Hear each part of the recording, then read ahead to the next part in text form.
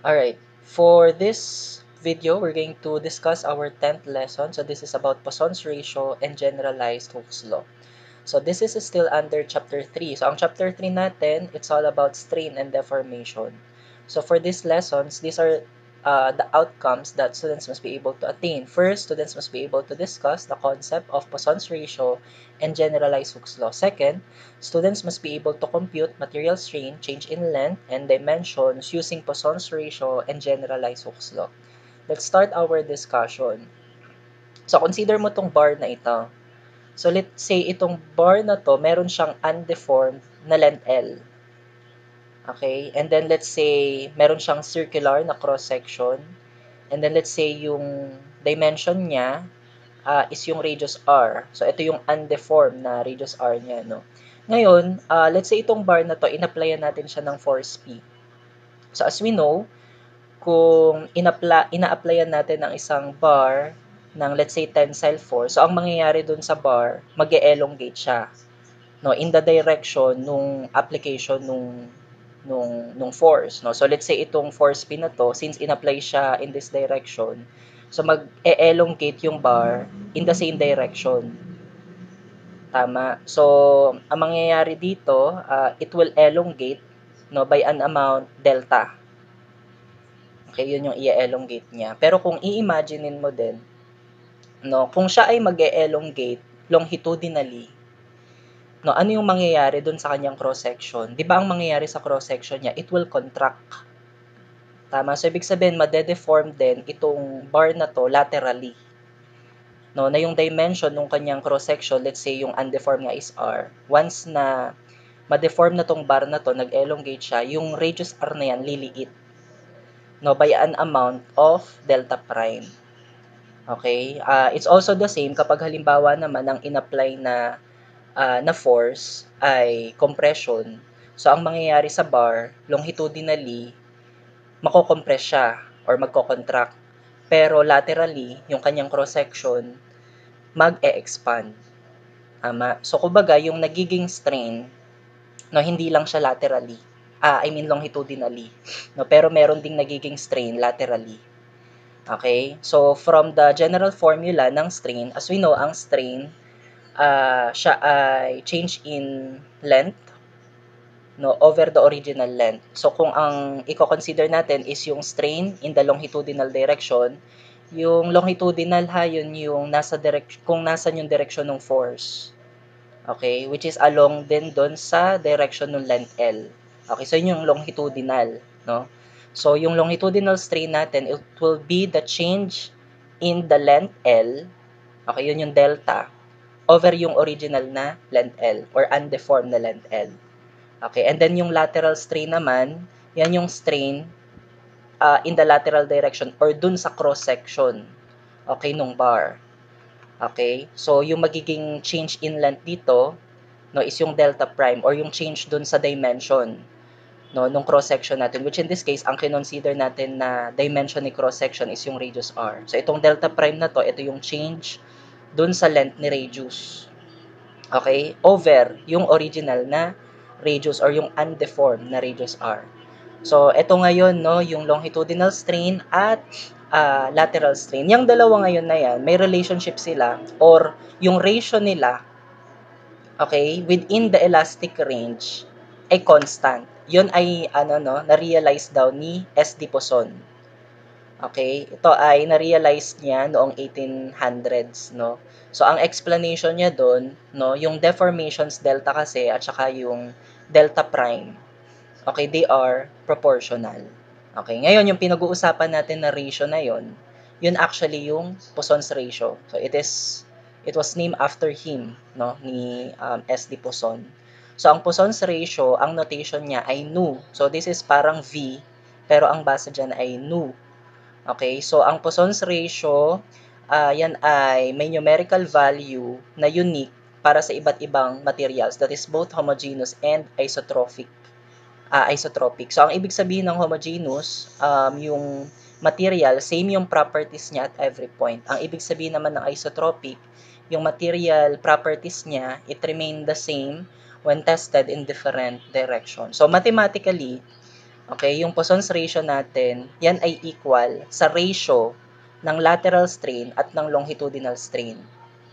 Okay, so this is epsilon lateral over epsilon longitudinal. Okay, so yan yung Poisson's ratio. Kaya siya ratio. Ratio siya ng lateral strain at longitudinal strain. Okay, ngayon may mapapansin ka dito na negative sign. So para saan yung negative sign na yan? So actually yan ay pampa-absolute value.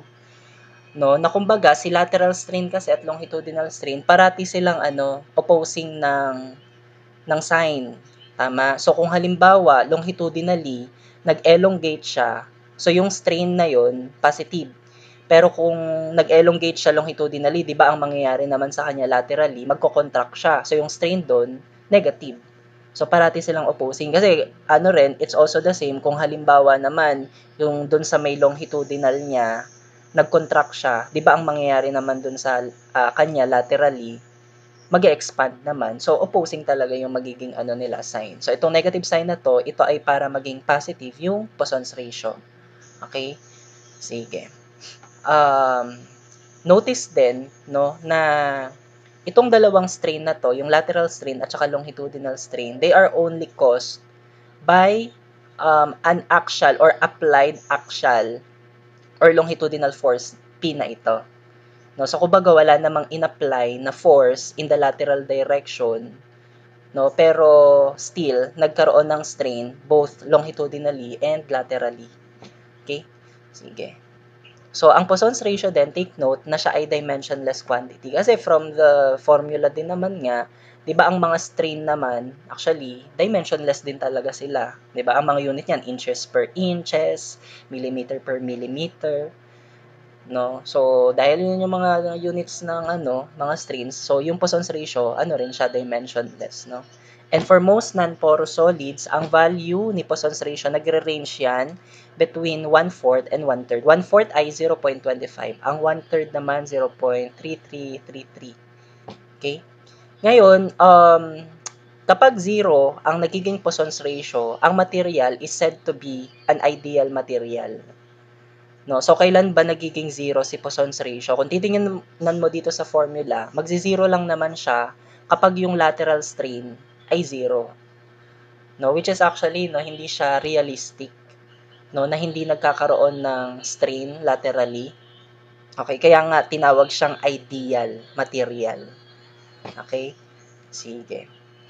Also ito ay general values ni Poisson's ratio. Yung binanggit natin kanina, yan ay for most non-porous solids. Pero in general, no, ang Poisson's ratio, ang maximum possible value niya ay hanggang 0.5. So nagre-range ang Poisson's ratio between 0 to 0.5. So hindi siya lumalagpas ng 1. Okay, kasi hindi rin siya magiging din talaga possible na yung lateral strain at longitudinal strain nag-i-equal. No, doon lang naman siya magiging 1 no, yung Poisson's ratio. No, so hindi realistic na kunwari nag-elongate tapos ang laki din nung naging strain niya laterally. 'Di ba kasi kapag nag-elongate halimbawa yung bar longitudinally, minimal lang din naman yung nagiging strain no in the lateral direction or doon sa kanyang cross section no. Kaya yun nga hanggang lang yan. Between 0 to 0.5 lang ang usual values ni Poisson's ratio. Okay. Ngayon, pag-usapan natin si shear stress strain diagram. Bakit nandito to no sa topic na ito? So dito sa shear stress strain diagram, meron tayo ditong madederive na material property na merong relationship kay Poisson's ratio, no? Kaya siya nandito, no? Sige, so pag-usapan natin ito. Okay, take note din pala dun sa mga previous lesson about stress strain diagram, yun ay para sa mga normal stress at normal strain. Okay, so this time, ito naman ay pang shear, no? Shear stress strain diagram. Okay, so let's say consider natin itong element na ito. So, ito yung kanyang undeformed na condition, no? So, para siyang rectangle lang, no?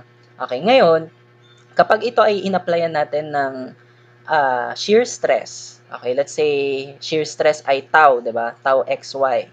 So, ang mangyayari, itong element na to, makaka-experience siya ng shear strain. Okay? So, kung babalikan mo ang shear strain, yan ay denoted by gamma. Okay, at ang definition ni shear strain, ang nangyayari dito, yung sides nung, let's say, rectangle, okay, nadi-distort siya or nag-iiba yung kanyang inclination. So, yun yung shear strain. Yun yung measure nung change dun sa inclination dun sa sides. Okay, let's say nung, undeformed na rectangle. No? So, from being a rectangle, dun sa undeformed condition niya, kapag na-deform na siya, nagiging parang parallelogram na siya. Okay? So, yung sukat nung change in inclination, yun yung shear strain, which is gamma, no, yung kanyang notation.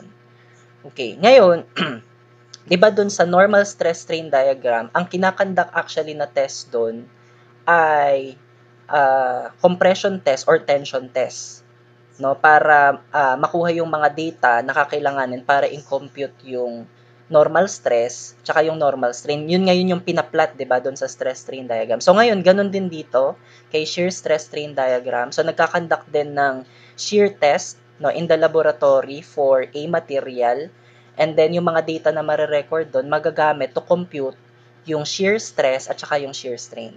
So parang katulad lang din doon sa normal stress strain diagram, yung pagga-graph dito, yung nandun sa x-axis is yung strain, which in this case is yung shear strain na gamma. And then yung nasa y-axis naman is yung stress, which in this case, ang stress dito is shear stress tau. Okay? So, ito example ito ng shear stress strain diagram. No? And as you can see, parang ano lang din siya, similar, no, sa itsura ng normal stress strain diagram. Tama. So, mapapansin mo rin dito na meron siyang linear na portion or parang may straight line dito. Tama. So, katulad din dun sa normal stress strain diagram nga, meron din upper limit itong linear portion na to. At ang tawag dito is yung proportional limit. So, ito yung shear stress sa proportional limit, tau PL. Ito naman yung strain in the proportional limit. So, ito ay gamma PL. Okay, so hanggang dyan, sa linear na portion nung ating diagram, hanggang dyan siya elastic. Okay, so nagkakaroon din dito ng strain hardening na kumbaga umangat na yung graph natin hanggang ma-reach yung maximum point. Okay, so yung maximum point na to, ito yung ultimate shear stress. No? So dito mo siya makikita, yung tau sa view. Okay, and after ma-reach yung maximum na yan, bababa ulit ito, yung diagram natin, hanggang ma-reach niya itong point na ito. So itong point naman na ito yung tinatawag nating fracture shear stress. Or ito yon yung tau F. Okay, so mula dito hanggang dito, ano na siya, plastic na, no, yung region niya. Ito yung parang triangular na to, na linear. No, dyan elastic siya, pero pag lumampas na dyan, ano na to, plastic na, no. Sige. So, kung naalala mo si Hooke's law, no, doon kay normal stress strain diagram, di ba ang relationship nung stress at strain doon is ito, kung naaalala mo, no. So, sigma is equal to E times epsilon. No, and kung maalala mo nga, itong E na to, di ba nako-compute yan mula doon sa normal stress strain diagram by using yung proportional limit na slope lang to, 'di ba? Rise at run. Ang rise doon is yung sigma PL and then yung run is yung epsilon PL.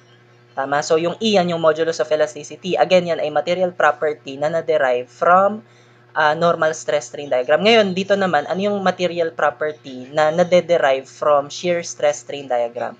So, yun nga, may Hooke's law din dito for shear. Ito yun, yung relationship. Ito si shear stress, tau. Ang relationship niya kay shear strain gamma ay ito. So, tau is equal to G gamma. Tau is equal to G gamma. Yung G ngayon dito, okay, ang tawag dito ay shear modulus of elasticity or modulus of rigidity. At yun nga, paano yun kino-compute? Slope lang siya, no? From the shear stress strain diagram, itong straight line na ito, na ang ginagamit na lang natin na point dyan is ito nga, yung proportional limit. Okay, so yung stress dyan, na tau PL, tsaka yung strain, okay, na gamma PL, yan yung ginagamit para makompute si shear modulus of elasticity or modulus of rigidity. Okay?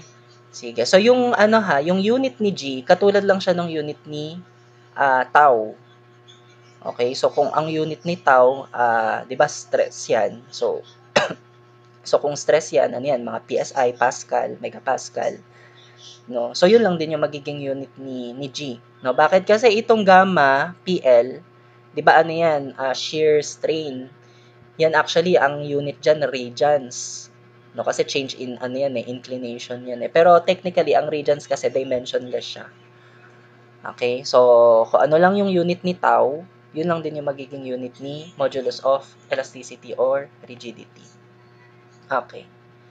Ngayon ito, may mga nilagay akong table dito. So ito ay iba't ibang materials.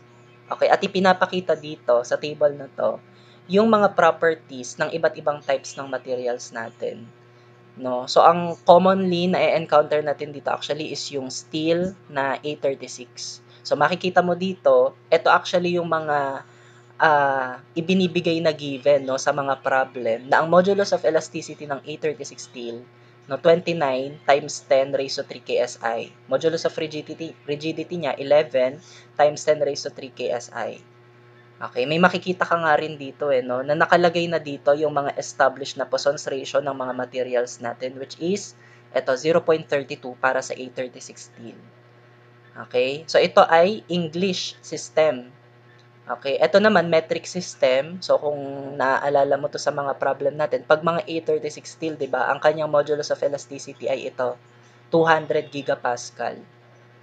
Okay, tapos yung modulus of rigidity niya, 75 gigapascal. No, may iba pang mga materials yan na tulad ng aluminum, may dalawang type siya, no? 2014 T6, 6061 T6. No, meron din yung copper. Okay? Sige. So, dito din makikita mo ha, yung sa A36 steel, yung Poisson's ratio niya hindi nagbago. So, kumbaga kasi, yun nga, ang Poisson's ratio, constant yan, and unitless kasi yan eh. So, mapa English system man or metric system, same yung value niya. Okay, ngayon, saan nakuha to yung Poisson's ratio na 0.32? So, nanggaling actually ito sa relationship ng Poisson's ratio kay G tsaka kay E. So, ito yung relationship ni Poisson's ratio kay G at saka kay E.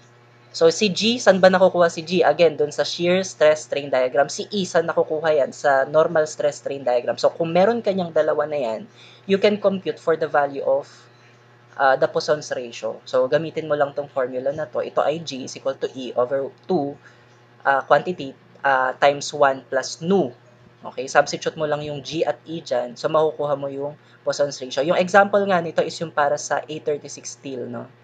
Na kung yung modulus of elasticity niya ay 29,000 KSI, tapos yung kanyang modulus of rigidity ay 11,000 KSI, pag sinubstitute mo sila dito, no, ang kakalabasan lang na sagot para doon sa kanyang nu or Poisson's ratio ay yung 0.32, which is ito yung nandun sa table. Tama. Okay. So, that's it para dito. Okay. Ngayon, pag-usapan naman natin yung Poisson's ratio and generalized Hooke's law. No? So, ang concern natin dito sa topic na to is makompute yung mga longitudinal strain at lateral strain. Kasi ang nangyayari nga, no, kapag yung isang material, no, subjected nga siya sa loading, okay, mapa tensile force man or axial force, so nag-undergo siya hindi lang ng strain longitudinally but also laterally. So, yun yung concern natin dito ha. Malaman yung strains in the X, in the Y, and in the Z direction. So, ano tayo ha? Magko-consider tayo ng tatlong types ng loadings dito. Yung uniaxial loading, okay? Ibig sabihin niya, nasa iisang direction lang yung applied na load.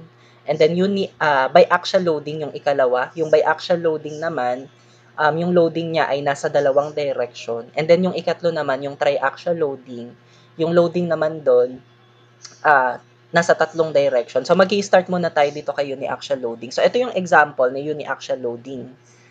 So as you can see dito, okay, itong material na to, no, yung loading niya is ito yung force P. So tensile force yan. Tapos along siya sa X, okay, direction. So, ibig sabihin nito, yung longitudinal na direction natin dito is along x kasi nandun yung applied force P. Okay? And then yung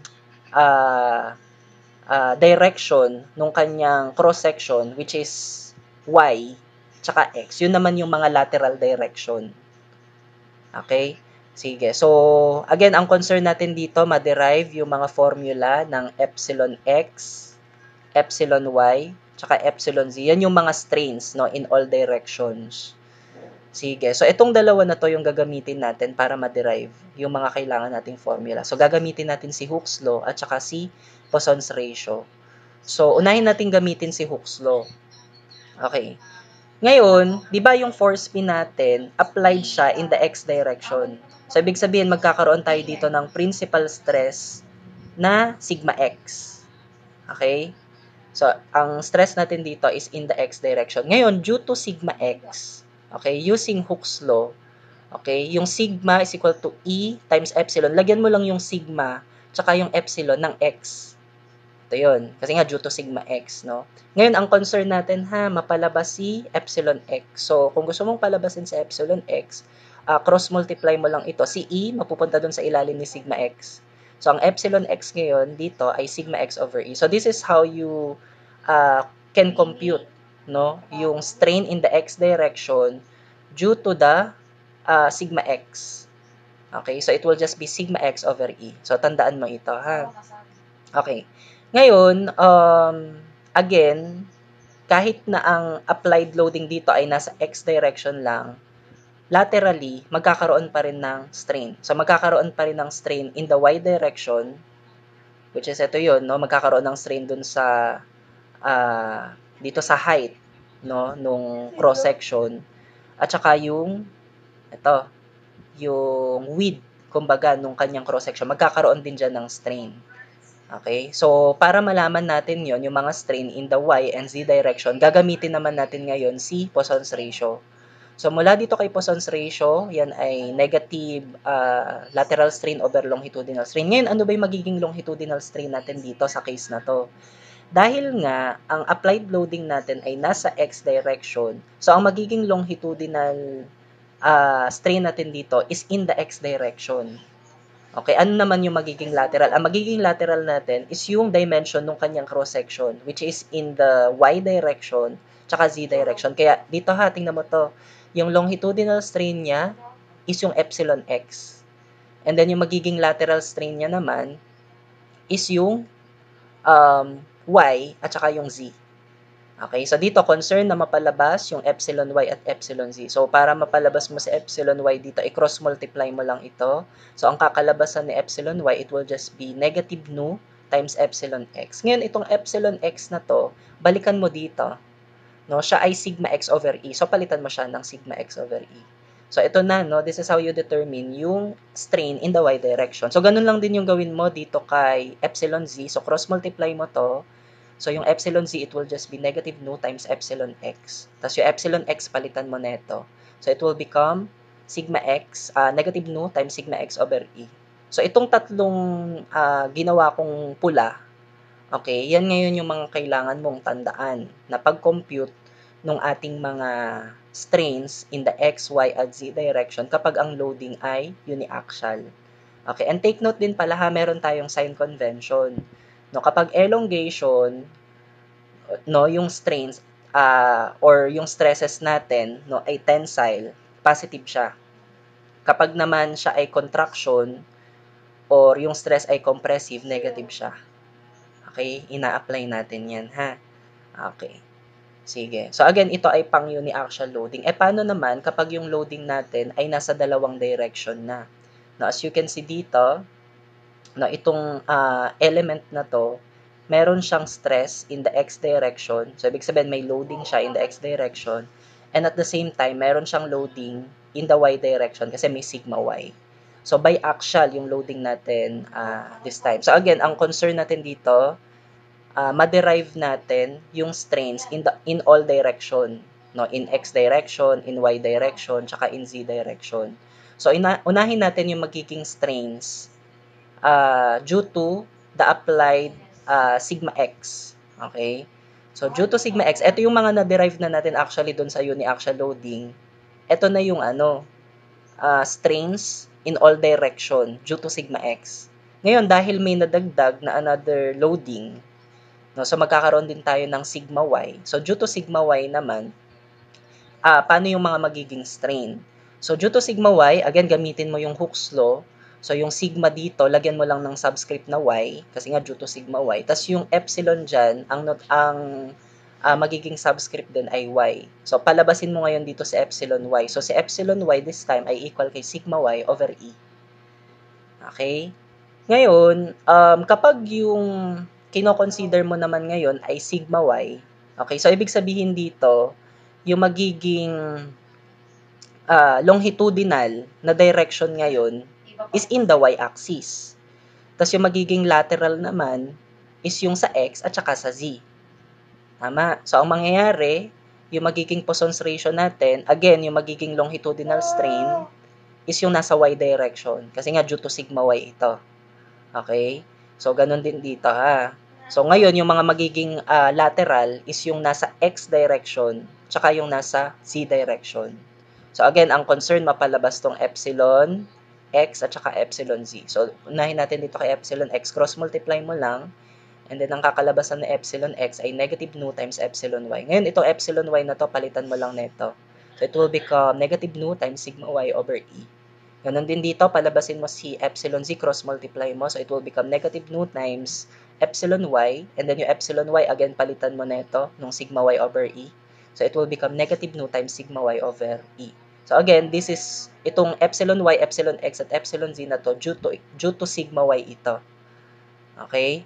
Sige. So, ngayon, para malaman natin yung total strains natin in all direction, actually, pagsamasamahin mo lang sila. No, ang ina-apply natin actually doon is principle of superposition. Basahin mo na lang to, no, yung nilagay ko sa taas para sa definition niyang superposition na yan. So, para sa epsilon x, pagsamasamahin mo lang yung epsilon x due to sigma x, tsaka epsilon x due to sigma y. Which is ito yun, no? Pagsamahin mo lang, so it will become sigma x over e minus ito. Okay, negative nu times sigma y over e. Tapos i-factor out lang natin yung 1 over e. So, ang kakalabasan ay 1 over e times sigma x minus nu times sigma y. So, ito na yung pag-compute ng epsilon x kapag biaxial ang loading. Ngayon, pag epsilon y naman ang i-compute mo, so pagsamahin mo lang yung epsilon y due to sigma x, tsaka yung epsilon y due to sigma y. So, pag pinagsama mo sila, ito yung inuna. So, sigma y over e minus nu times sigma x over e. So, i-factor out mo lang din yung 1 over e. It will become 1 over e times sigma y minus nu times sigma x. Okay, so ito na may epsilon y. Para naman dun sa epsilon z, again, pagsamahin mo lang yung epsilon z due to sigma x, tsaka yung epsilon z due to sigma y. Okay, pag pinagsama mo silang dalawa, it will become negative nu times sigma x over e minus nu times sigma y over e. I-factor out mo lang dito yung negative nu over e. No? So, it will become negative nu over e times sigma x plus sigma y. So, itong tatlo ngayon na ito na pinulaan ko, yan ngayon yung mga kailangan mong tandaan para sa pag-compute ng mga strains in the x, y, at z direction kapag ang loading ay biaxial. Okay? Sige. Ngayon, merong derived formula, okay, na kung halimbawa ang given ay epsilon x tsaka epsilon y, tas may mga given na Poisson's ratio at modulus of elasticity, pwede natin actually makompute si sigma x tsaka si sigma y. No, pero ito, yung derived formula na to, galing lang din siya dun sa first two equations na na-derive natin kanina, yung para sa biaxial loading, yung epsilon x at saka yung epsilon y. So, ang ginawa lang dito, let's say from the first equation na to, nilabas lang si sigma x. Okay? So, ito yung kinalabasan niya. Tapos from the second equation naman, nilabas si sigma y.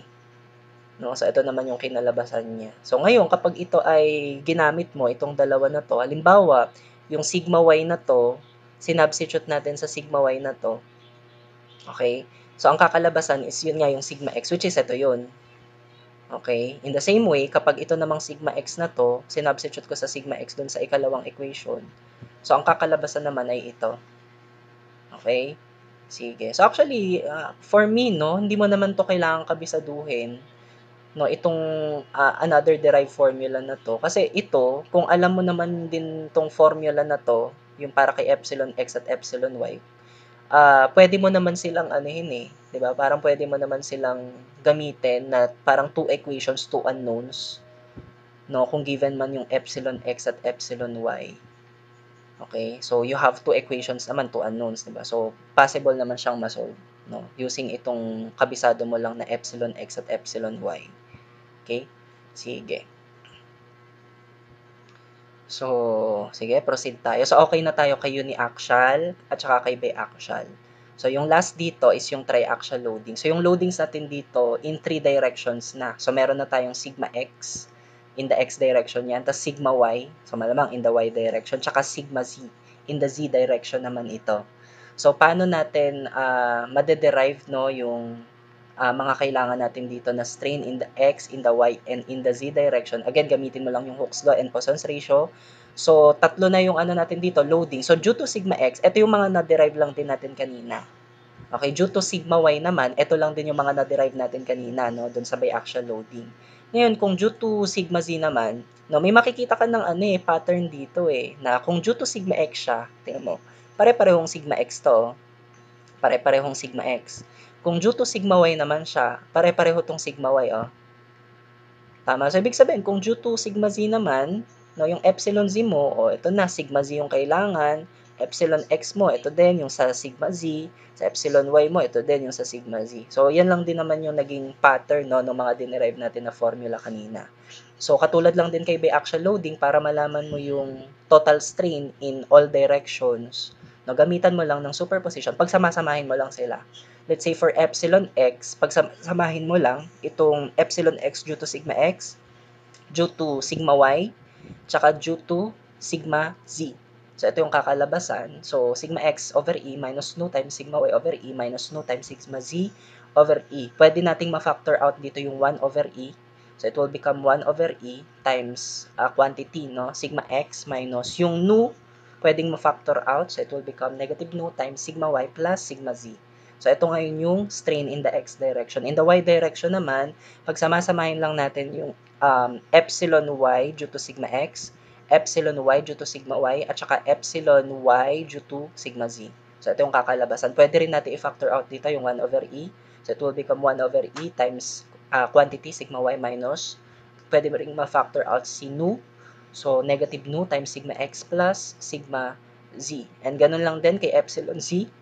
Pagsamasamahin mo lang yung epsilon z due to sigma x, due to sigma y, tsaka due to sigma z. So, ito yung kakalabasan. So, pwedeng ma-factor out din dyan si 1 over e. So, parang similar lang naman tong tatlong formula, no? So, ito ay times quantity sigma z minus nu times sigma x plus sigma y. Okay, may makikita ka namang pattern, no, dyan sa tatlong formula na yan. They are almost, the same. No? Depende lang din kung with respect sa anong axis. No?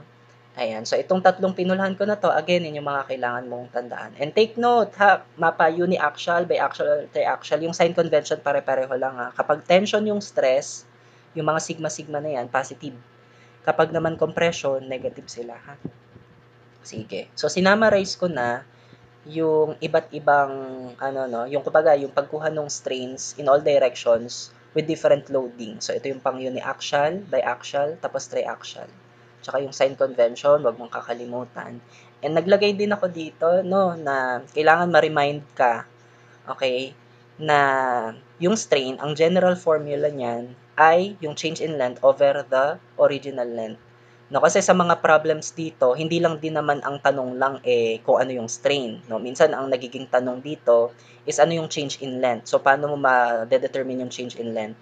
So of course, kakailanganin mo rin yung mako-compute na strains, no? And at the same time, yung original length gagamitin mo para malaman yung, again, ito ay change in length or dimensions. Okay? Sige. Actually, pwede ring itanong sa problem, ano yung nagiging new length nung bar halimbawa or nung material. So, kapag naman yun yung tanong, pwede mo to gamitin. Since ang change in length, di ba ano yan, new length minus the original length. No? So, ito naman yung new length or dimension. So, take note mo lang yung mga yan, no? Okay. Sige. So, I think we can now try solving sample problems here. Okay. So, mag-start tayo sa sample problem number 1.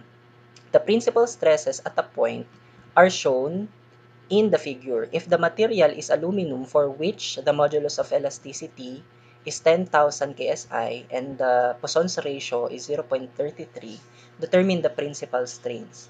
Okay, so ito yung binigay na figure. Okay, binigay daw yung principal stresses, no? Okay, so yung mga principal stresses niya is ito, yung 15 KSI, 10 KSI, tsaka 26 KSI. So makita mo, triaxial yung loading natin dito. No, kasi yung mga binigay na stresses in 3 directions no, in the x, y, at z. At yun nga lang, hindi pinakita dito kung nasa x, y, z, no. So tayo na lang yung maglagay kung nasan yung x, y, at saka z direction. So yung x na lang is ito. Yung y is ito yung pa vertical, yung z yung pa forward. Okay? So ang pinapagawa sa atin dito sa problem na to is i-determine daw natin yung principal strains. So kailangan lang natin ibigay dito yung epsilon x, epsilon y, tsaka epsilon z. But again, this is for triaxial na loading. So, ito na, nilagay ko na dito. So, ito yung pagkuha ng strains natin in x, y, at z kapag triaxial ang loading. No? So, ano lang natin ito, no? Gamitin lang natin ito. Direct substitution lang talaga siya. So, yung sigma x natin dito, ito yung 15 KSI. At take note, siya ay compression. So, may sign convention tayo dyan na negative ang compression. Ito namang 26 KSI, ito naman yung ating sigma y. Compression din ito. Tapos yung 10 KSI natin, ito yung sigma z. So, ito naman tension, no? So, positive ito. Sige, gamitin natin yung formula natin. Umpisahan natin kay epsilon x.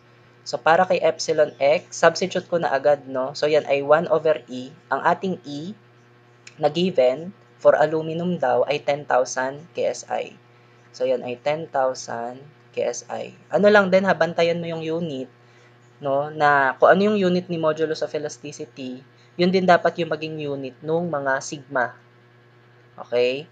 Sige, in this case naman, KSI, si modulus of elasticity. And yung mga sigma din naman natin, naka-KSI din. No? So, wala tayong kailangang i-convert. Okay, so ang mangyayari, 1 over e times sigma x. So, unahin natin si sigma x. Si sigma x ay 15 KSI, pero compression siya. So, take note na negative dapat siya. Okay, minus nu. Yung nu natin ay 0.33. Tapos, ang ating sigma y, ang sigma y natin 26 KSI. Tapos, compression din siya. So, siya ay negative 26. Plus, yung sigma z natin, ano yung sigma z natin? 10 KSI. Tapos, tension siya. So, positive siya. Okay, let's just input this in our calculator.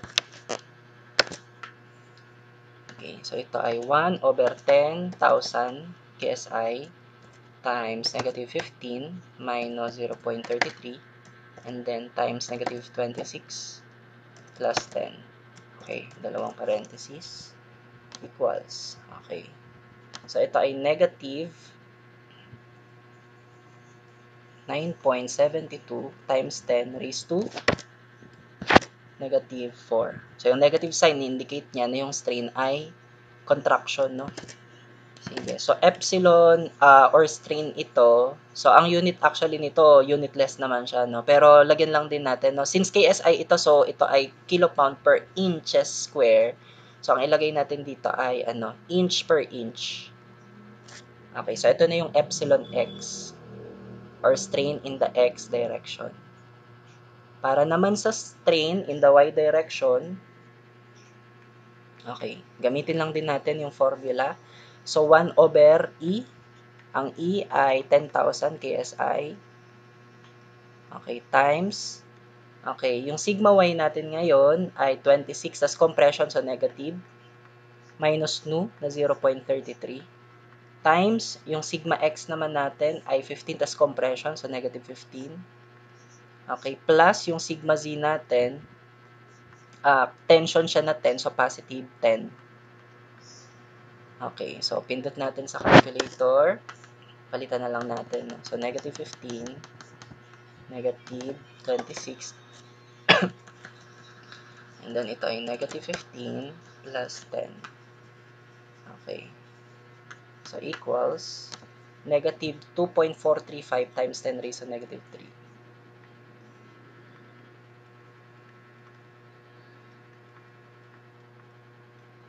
Okay, lagyan na lang din natin ng unit na inch per inch. So, ito yung epsilon y or strain in the y direction. Okay, para naman dun sa epsilon z, so yung epsilon z natin, it will just be equal to, again, 1 over e, so 10 times 10 raised to 3 KSI, multiplied by, yung sigma z natin ngayon, positive naman siya kasi tension, so 10 minus nu na 0.33, and then yung sigma x natin, compression, negative 15, yung sigma y natin, compression, negative 26. Okay, so pindot natin sa calcu. Sige, palitan ko na lang to. So this is positive 10 minus 0.33 minus 15 minus 26. So this is 2.353 times 10 raised to negative 3.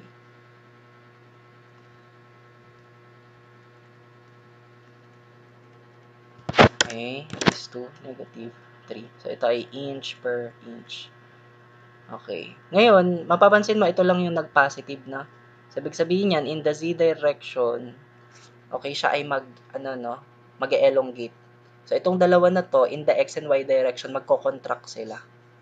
Okay. So, itong tatlong binaks na natin na to, ito na yung pinapadetermine sa atin na principal strain. So, ganun lang siya, no? Direct substitution lang siya dito sa problem na ito. Alright, let's proceed. For our next sample problem, a bar made of A36 steel has the dimension shown in the figure. Okay, if an axial force of P equal to 80 kN is applied to the bar, determine the change in its length and the change in the dimensions of its cross-section after applying the load. The material behaves elastically. So, ito daw yung given na bar natin. Okay, ito ay made of A36 steel. Okay, tapos makikita mo, meron siyang cross-section na rectangular. Okay? Sige. Tapos may length siya na 1.5 meters. Tapos yung dimensions nung cross-section niya, itong dimension niya in the, ito yung axis niya, no? Ito yung y, ito yung x, ito yung z. So, in the y direction, ang dimension ng cross-section niya ay 50 millimeter. In the x direction naman, ang dimension ng cross-section niya ito, 100 mm.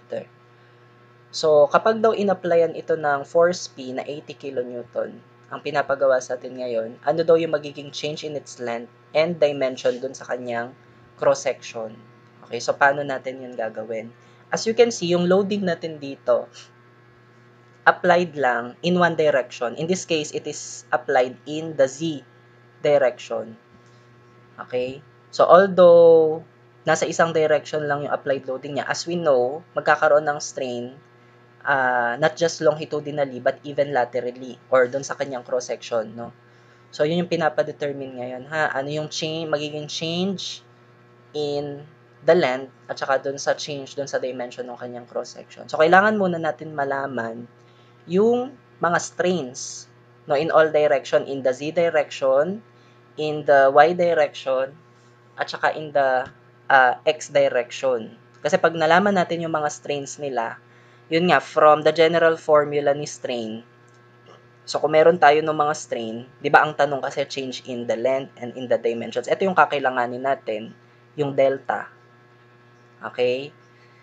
Sige, so i-compute muna natin yung mga strain. Pero take note pala ha, yung applied loading natin ay nasa Z direction. So ibig sabihin, yung magiging sigma natin dyan ay sigma Z. Okay? So, take note, itong kinabisado mo na to na formula, ito ay due to sigma x. Ngayon, kung due to sigma z siya, yung magiging epsilon x mo dyan, unahin ko muna yung epsilon z. Ang epsilon z mo ngayon dyan ay sigma z over e. Tapos yung magiging epsilon x mo, it will be negative nu times sigma z over e. Tapos yung magiging sigma y mo naman, negative nu times sigma z over e. Okay? Sige. So, i-compute natin to ngayon, yung epsilon z, epsilon x, at saka epsilon y. Yun ngayon yung problema. Kasi ang kailangan natin dito, sigma z. Take note, ang given ay P, hindi yan sigma. Ang sigma, dapat ang, ano niyan, ang units niyan, di ba? Unit nga pang stress. So, hindi kilonewton lang. Ito kasi kilonewton lang, so load lang ito. So, kailangan mo munang i-compute yung sigma z. So, paano mo i-compute yung sigma z? So, kailangan mo lang dyan yung internal normal force, no, in the z direction, tapos yung cross-sectional area lang, di ba? Ganyan lang naman yan. Which is in this case, yung P natin in the z direction, yun nga, yung 80,000 na, or 80 kilonewton or 80,000 newton. Okay, 80,000 newton. Over, ano naman yung cross-sectional area natin? Ang cross-sectional area natin, rectangular nga yan, so 100 millimeter times 50 millimeter lang yan, no? So 100 mm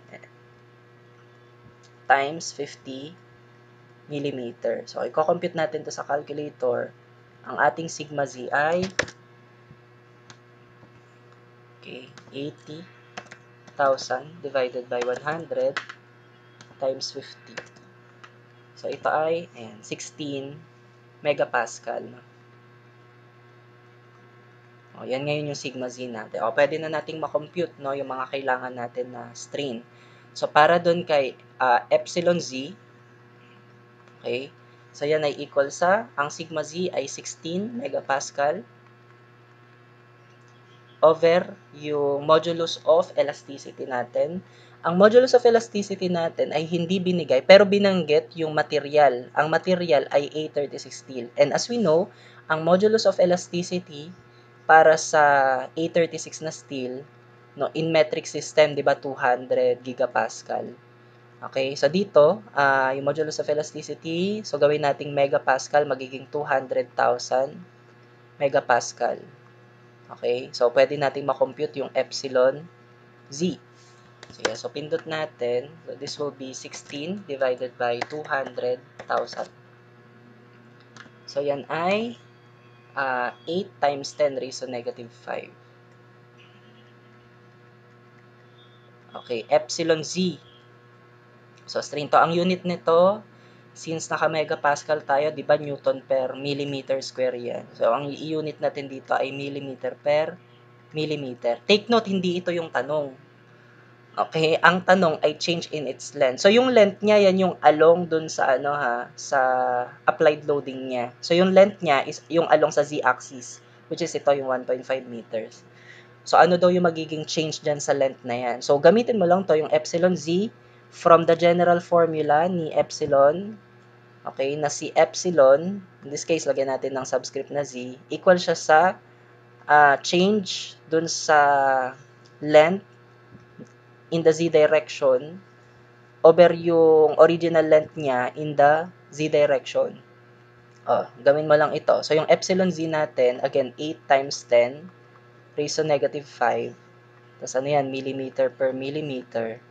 Okay, equal siya sa, yung delta z ngayon, yan yung hinahanap natin na change in the length, no, nitong bar na to. Tapos yung original length niya in the z direction is ito, yung 1.5. So, gawin mo siyang millimeter. So, 1,500 millimeter. So, si delta z ngayon, yan ay equal sa, i-update natin sa calculate. So, cross-multiply lang naman yan, no? So, itong sagot kanina, times 1.5 na lang. So, yan ay equal sa, ayan, 0.12 millimeter. So, ito na yung change dun sa length ng bar. Okay? Ngayon, pinapadetermine din yung change dun sa dimensions ng cross-section. So, kailangan nating alamin muna dito si epsilon x at saka si epsilon y. Unahin natin si epsilon x. So, para kay epsilon x, equal siya sa, ang kailangan natin negative nu. Okay, ang nu para sa steel, hindi siya given dito, pero pinakita ko siya dun sa table kanina, na ang Poisson's ratio for steel ay 0.32. Okay? So, yan din mismo yung gamitin natin. So, negative 0.32 multiplied by sigma z. Ang sigma z natin, again, yung 16 megapascal over yung E. Ang E natin, again, ay 200,000 megapascal. So, computing this in your calculator, So, it will just be may negative 0.32, okay, times 16 over 200,000. Okay, solving this, ito ay okay, negative 2.56 times 10 raised to negative 5. So, ito ay naka-millimeter per millimeter. Ayan ngayon yung ating epsilon x. So, pwede na natin ma-determine agad dito, no, yung change in the dimension in the x direction. No? So, sige, sulat natin. So, epsilon x from the general formula, yan ay change in length or in the change in the dimension in the x direction over yung length nung length in the x direction. Kumbaga, yan yung sa cross-section. Sa cross-section, yung length in the x direction, again, ito yung x-axis. So, ang kailangan natin doon, ito yung 100 mm. Tama? Sige. So, dito sulat natin, negative. By the way pala, positive ba to?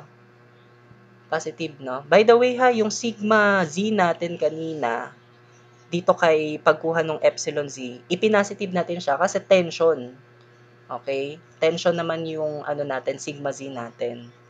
Okay? Ngayon dito, ito kasi ang lumabas ay negative. So, gagamitin mo siya na negative. So, negative 2.56. Okay? Tapos yung ano din ha, yung sigma din dito, dun sa pagkuha ng epsilon x, pinasitive natin. Kasi tension siya, no? So, negative 2.56 times 10 raised to negative 5 ang ating epsilon x.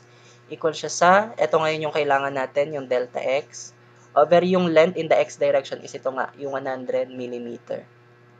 Okay? So, pwede natin makuha ngayon yung delta x. Okay. So, pindot lang natin sa calcu. So, cross-multiply lang. So, times 100 lang to, yung previous answer natin. So, it will just be negative 2.56.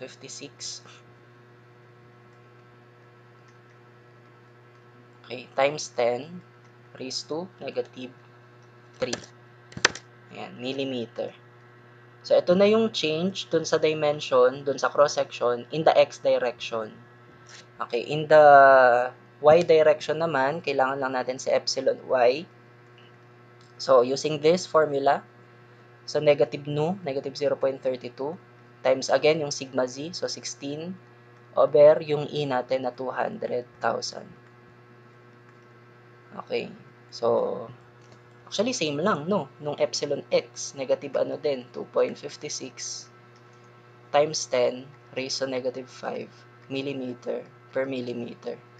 So, para dun sa pagkuha ngayon nung ating change in dimension in the y direction, so epsilon y equals sa delta y over length in the y direction. So, yung epsilon y, again, negative 2.56 times 10 raised to negative 3 is equal to delta y, yan yung hinahanap natin. And then, yung length in the y direction, yan yung nandun sa kanyang cross-section. Ito yon yung height na 50 mm. So, yung delta y natin in this case ay ano pala to? Raised to negative 5, no? Yung kanyang epsilon. Okay? Sige. So, ito din yun. Ayan. Negative 2.56 times 10 raised to negative 5. Multiply lang natin by 50. Okay, so siya ay negative 1.28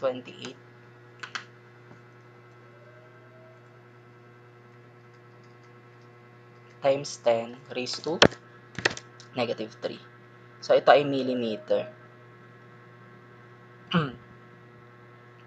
Ayan. So, ito na yung mga pinapadetermine sa problem na to. So, this is the change in the length. Tapos, ito naman yung mga change dun sa dimension ng kanyang cross-section. So, yung negative sign, ini-indicate niya, nag-contract siya. Okay? Then, yung positive sign naman kay delta z, ibig sabihin, nag-elongate yung ating bar. So, ganun lang siya. No? Alright. Now, for our third sample problem. Okay, so basahin natin. The copper bar in the figure is subjected to a uniform loading along its edges as shown. If it has a length of A equal to 300 mm, width na 50 mm, and then thickness na 20 mm before the load is applied, determine its new length, width, and thickness after application of the load. So, i-take mo daw yung modulus of elasticity ni copper as 120 gigapascal and yung Poisson's ratio niya ay 0.34. So, ito daw yung copper bar. Okay? So, itong copper bar na to, subjected daw siya sa uniform loading dun sa edges niya. So, ito yung loading niya. In this direction, 800 megapascal. Kasi in this direction naman, okay, meron siyang loading na 500 megapascal. So, yung mga binanggit na to or binigay na to, mga stresses na sila, di ba? Mga sigma na sila. Okay, so ibig sabihin nito ha, yung loading natin dito ay biaxial. No, kasi dito lang sa direction na to, tsaka dito sa direction na to. So, wala siyang loading in this direction, no? Doon sa direction ng kanyang, let's say, width, no? Wala tayong load. So, ito ay biaxial loading lang. Okay, so ito yung ano natin, mga formula for biaxial loading. So dito, let's just say na paano ba yung mga magiging axis natin dito. Walang pinakita, no? So let's say ito yung axis niya. Okay, sabihin na lang natin na ito yung A axis. Isinunod ko siya dito. No? Tapos B axis yung pa-vertical. Tapos T axis yung, kumbaga, yung kanyang thickness, no? Or yung width niya. Okay, or yung thickness na lang. Okay, sige. So, ang loading niya in this case ay nasa A-axis tsaka nasa B-axis. So, natin to, palitan natin ito na yung biaxial loading natin due to sigma A para dun sa yung sanay tayo na x direction, di ba? Yun yung pa-horizontal, let's say. Tapos yung sa sigma Y naman, I mean itong sigma B, let's say yan yung nasa, ano, yan yung sigma Y, no? Sige, so mapapalitan dito yung mga ano ha, kumbaga yung sigma x dito, sigma A yon. Yung sigma y naman, sigma b, para di ka malito, ano. Sige, tapos yung x, palitan natin ng A, okay, yung y, palitan natin ng B, yung z, palitan natin ng T. Okay, para di ka malito ha. Sige, so, anong gagawin natin ngayon? So, ang pinapadetermine ay new length, new width, tsaka new thickness. So, ang gagamitin mo ngayon dyan dito, no, mula dun sa general formula natin for strain ay ito. No, kasi ito yung kailangan, new length. Di ba ito yung mga new length or new dimensions? Tama. So, ito yung gagamitin natin na formula mamaya. No? Pero, kailangan muna natin ma-determine yung mga strain or epsilon. Okay? So, unahin natin yung epsilon in the A direction muna. Okay, so sundin lang natin yung formula. So, yan ay 1 over E. Ang E natin ay given na 120 gigapascal. So, gawin natin yung megapascal. So, 120,000. Okay, megapascal. Tapos, dapat yung mga sigma mo, dapat mga naka-megapascal, ha? Which in this case, mga naka-megapascal naman sila. So, itong 800 megapascal, ito yung sigma A. Tapos, take note, tension, itong sigma A na to. Tapos, yung 500 megapascal naman, ito yung ating sigma B. Tapos, siya ay compression, take note. So, negative yan sa sign convention natin. Okay, so gawin natin. So, yung sigma x, palitan natin. Yan yung sigma A, no? Yung sigma x. So, yan ay 800. Tapos, positive kasi tension. Minus nu. Ang nu na given natin, 0.34.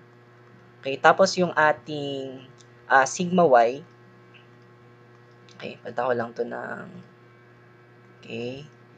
So, yung ating sigma y, yan yung sigma b. So, yung sigma b natin, 500. Tapos, compression siya. So, negative 500. Okay. So, ito na. Mako-compute natin yung epsilon A. May pindot natin sa calcu.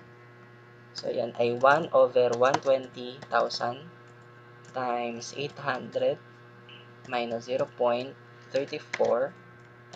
Okay. Tapos negative 500. Tapos dalawa yung parenthesis. Okay. Equals. So, positive. Ilan yan? Ay, sorry. Yan ay 8.0833.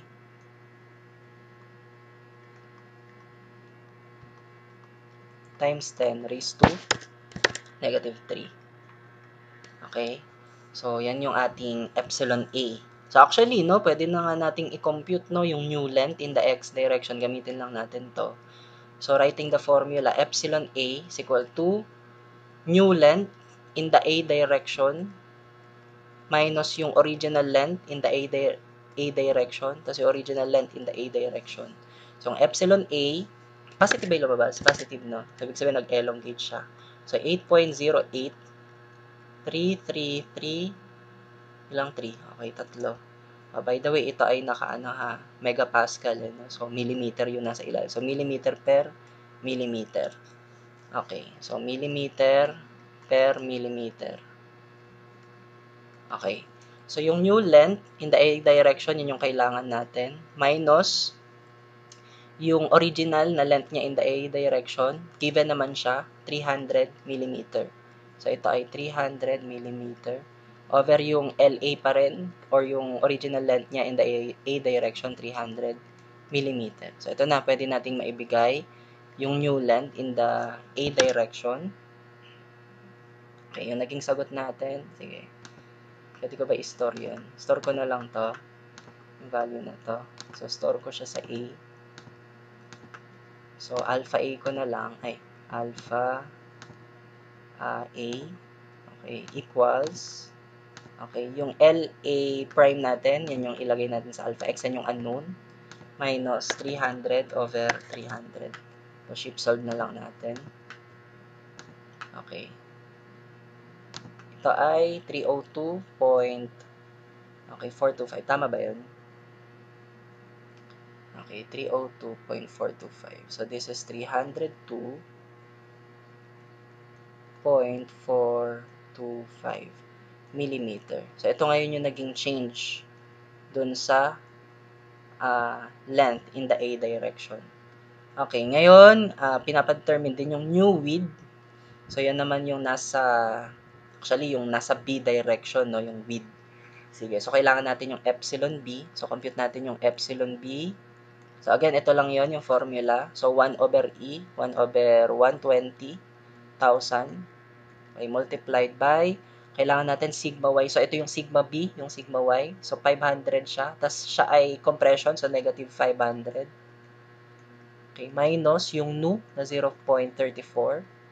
And then, yung sigma X, yan yung sigma A, which is 800. Tapos, ano naman yan, tension, so positive.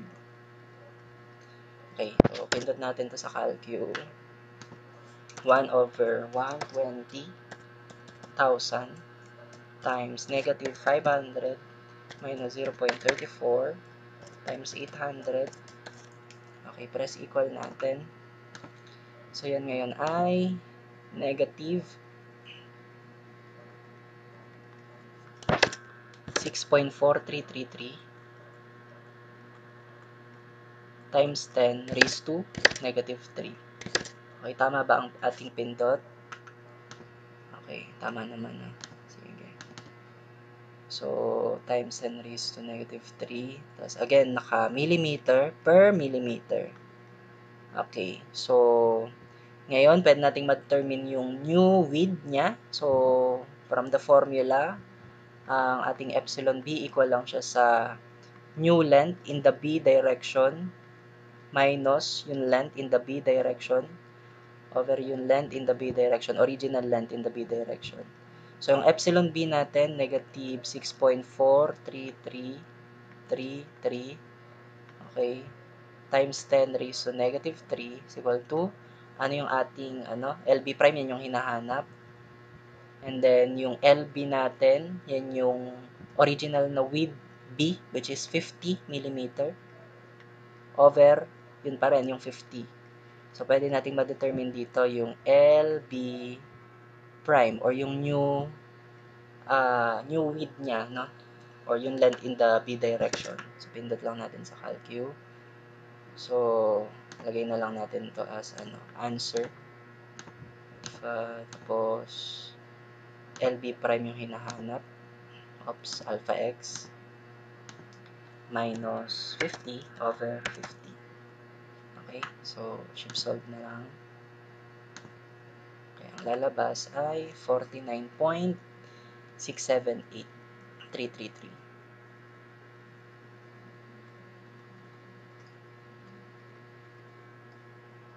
Okay. Ito 3, 3. Ayan. So, mapapansin mo dito, no, dun kay LA prime, humaba siya. Kasi from being 300, diba yung original, naging 302 yung new length. So, humaba. Ito naman, umikli. Kasi from being 50, naging 49. So, umikli. Kasi nga, compression ito, oh, yung epsilon B, or yung strain in the B direction. Okay? Sige. So, next, para naman dun sa epsilon T, para sa thickness naman ito. Sige, so apply natin. So, kailangan natin negative nu. Ang nu natin ay 0.34 over yung E natin, yun pa din, 120,000. Okay, multiplied by, okay, ang ating sigma X is yung sigma A, which is 800 megapascal. So, positive kasi tension. And then, sigma Y natin, yun yung sigma B, which is 500, tas compression, so negative. Okay, so pwede nating ma-determine yung epsilon T. Pindot sa calcu. So, negative 0.34 over 120,000 times 800 minus 500. So, yan ay, okay, negative 8.5 times 10 raised to negative 4. So, yan ay naka-millimeter per millimeter. So, para malaman natin yung new thickness, again, from the formula, epsilon T is equal to LT prime, yan yung new length, minus LT over LT, or original thickness, no? Yung LT. So, yung epsilon T, negative 8.5 times 10 raised to negative 4 is equal to yung ating new thickness, yun yung hinahanap. Okay, minus yung original na thickness niya. Ang original thickness is ito, 20 mm. So, minus 20 over 20. So, maibibigay natin yung kanyang new thickness. At ang new thickness niya ay, okay, answer na lang, alpha equal, tas LT prime, yun yung unknown, minus 20 over 20. So, ship solve natin, ang kakalabasan ay 19.983. So, again, dito, umikli din siya. Kasi from 20, naging 19 point something. Okay. Ang humaba lang is yung dun sa may A direction. Kasi nga pa tension yung nandun sa A direction. Okay. So, ito na yung mga pinapahanap sa problem na ito. Ito na yung new length, new width, at new thickness after nung application ng lube. Okay, so that ends our discussion for this. So, subscribe no to this channel and paki-like din no and share itong video and paki-follow din ako sa TikTok and sa Facebook. Thank you. God bless you.